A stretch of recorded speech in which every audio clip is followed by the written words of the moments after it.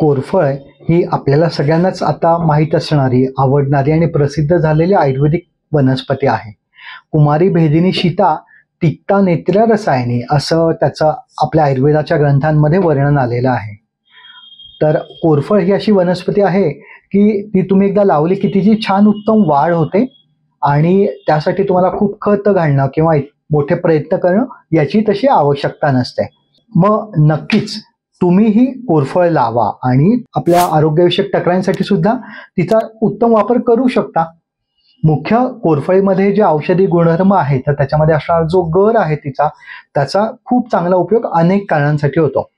मुख्य कुमारी भेदिनी शीता, भेदिनी म्हणजे पोट आपलं साफ होत नसेल, पचनाच्या तक्रारी जास्त असेल, तुम्हाला पित्ताचा किंवा ऍसिडिटीची तक्रार असेल, तर कोरफळीचा गर आणि साखर आणि पाणी असं तुम्ही पोटातनं घेऊ शकता. तिचं गराचा सरबत बनवून सुद्धा तुम्ही घेऊ शकता.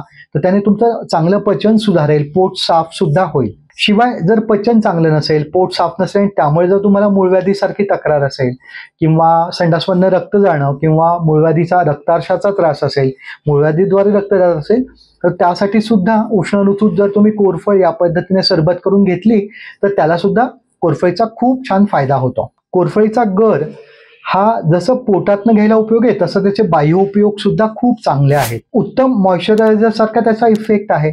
तर तुम्ही सकाळी उठला तर आंघोळीच्या आधी नक्की सगळ्या चेहऱ्याला कोरफळीचा जर गर लावला तर आपली त्वचा उत्तम पद्धतीने तरुण राहते. त्वचेच्या तक्रारी असतील, ॲक्ने किंवा मुखदूषिका, तारुण्यदूषिकांसारखी त्वचेची तक्रार असेल तर त्याला सुद्धा कोरफळीचा गर लावला तर तो चेहऱ्याला त्याचा उत्तम मॉइश्चरायझिंग इफेक्ट मिळतो. यासोबत केसांमध्ये कोंडा होणं, डोक्यात खाज येणं, डोक्यात उष्णतेने फोड येणं, केस गळणं किंवा पॅची बाडनेस याला सुद्धा कोरफळीचा गर जर तुम्ही केसांना लावला, त्यासोबत काही आयुर्वेदिक वनस्पती आहेत जसं मेंदी, मदयंतिका आहे, माका आहे, आवळा आहे, यासारख्या औषधं त्यात मिक्स करून जर तुम्ही त्याचा लेप केसांना लावला आणि नंतर थोड्या वेळाने केस धुवून टाकले तर तुम्हाला शॅम्पू करायची गरज नाही आणि केस सुद्धा छान काळे आणि मोठ्या प्रमाणात वाढतात. असा सुद्धा एक उत्तम उपयोग कोरफळीचा आहे. पायाला भेगा असतात बऱ्याच लोकांच्या आणि त्या भरत नाहीत, तर पाय रात्री स्वच्छ धुवून कोरडे करून त्याला वरनं तुम्ही कोरफळीचा गर मलमासारखा लावा तर तुम्हाला छान शांत झोप लागेल आणि नंतर तर त्या भेगा सुद्धा भरल्या आहेत असं वाटतं. फक्त दुष्ट व्रण म्हणजे जर समजा भेगा आहे तिथे जर जखमेसारखा असेल, त्यात व्रण पुय निर्मिती म्हणजे पू किंवा फंगल किंवा इन्फेक्शन जर असेल तर मात्र तिथे गर या अवस्थेत आपण लावत नाही किंवा त्यासाठी वापरत नाही. कोरफळीचा गर काढतानाची पद्धत सुद्धा सोपी आहे. कोरफळीचं तुम्ही जर एक पान घेतलं तर त्याला मध्ये सुरीने एक काप द्या आणि त्या कापाच्या मधनं आडवी सुरी परत फिरवा तर पान ओपन होतं आणि मधला गर हा खरवडून काढायचा आहे. हल्ली पाळीच्या समस्या ही एक खूप कॉमन तक्रार आहे. PCOS किंवा PCOD म्हणजे पाळी येतच नाही किंवा खूप पुढे पुढे जाते. याच्यामध्ये वेगवेगळ्या सिस्ट फॉर्म होतात तर यामुळे पाळीवर हा परिणाम होत असतो. तर यासाठी सुद्धा कुमारी ही भेदन करणारा आहे. तर जेव्हा उष्णता शरीरात खूप अधिक आहे आणि PCOD सारख्या PCOS सारख्या तक्रारी असते आहेत तर कोरफळीचा गर जर थोडा आटवला तर आपण त्याला म्हणतो काळाबोळ. काळाबोळ हे जे काही औषध आहे तर ते सुद्धा पाळी रेग्युलराईज करणं, पाळी रेग्युलर येणं यासाठी उपयुक्त आहे. पण मात्र यासाठी तुम्ही जवळच्या आपल्या आयुर्वेदिक डॉक्टरांचा, माहितीच्या आणि तज्ज्ञ डॉक्टरांचा सल्ला मात्र नक्की घ्या. कुमारी किंवा कोरफळ ही उत्तम नेत्रीय औषध आहे. तर जेव्हा तुम्हाला खूप डोळ्यांना जळजळ होत असेल, डोळ्यांना दाह होत असेल किंवा ग्रीष्म ऋतू किंवा उन्हाळ्यामध्ये सुद्धा खूप उष्णतेने डोळ्यांमध्ये थकवा जाणवतो, आग होते, तेव्हा तुम्ही हा कोरफळीचा गर जो आहे डोळे बंद करून त्याचा बिडाल किंवा त्याचा जो लेप आहे पूर्ण डोळ्याभोवती लावा, थोडा वेळ ठेवा आणि थोड्या वेळाने तो धुवून टाका. तसंच तळपायाला कोरफळीचा गर लावा की त्याने सुद्धा ही डोळ्यांची जळजळ आणि डोळ्यांच्या तक्रारी सहज दूर होतात. तुमची दृष्टी सुद्धा सुधारते. या अर्थाने कोरफळीचे फायदे आहेत. सगळ्यात शेवटचं आणि महत्वाचं, कोरफळ हे आपल्या आयुर्वेदीय पद्धतीने रसायन औषध आहे. रसायन म्हणजे काय, तर आपल्या धातूंना चिरतरून ठेवणारं.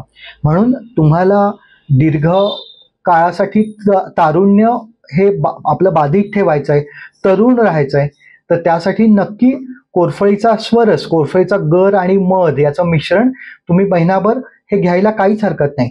हल्ली बाजारामध्ये वेगवेगळे कोरफळीचे ज्यूस मिळतात. मात्र मित्रांनो, ज्यूस म्हणजे काय, स्वरस म्हणजे काय, तर ती गोष्ट आपल्याला ताजीच घ्यायची असते, तर त्याचे इफेक्ट मिळतात.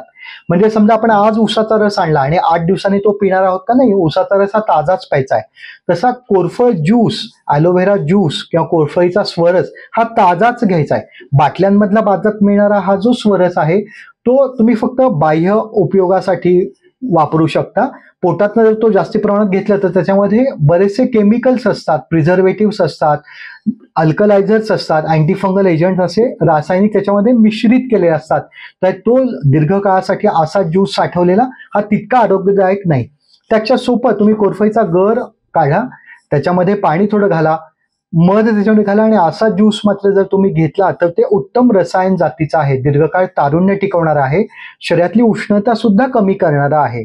म्हणून लघवीला जळजळ असेल तरी सुद्धा असा ज्यूस जर तुम्ही कोरफडीचा घेतला तर ती सुद्धा लगेच कमी येते. आणि सगळ्यात महत्वाचं, सगळ्यांना जसं तरुण राहायचंय तसंच त्यासोबत आपल्याला कोणालाही वजन वाढू नये किंवा वजन वाढलंय ते कमी कसं करावं हा सुद्धा मोठा यक्ष प्रश्न आहे.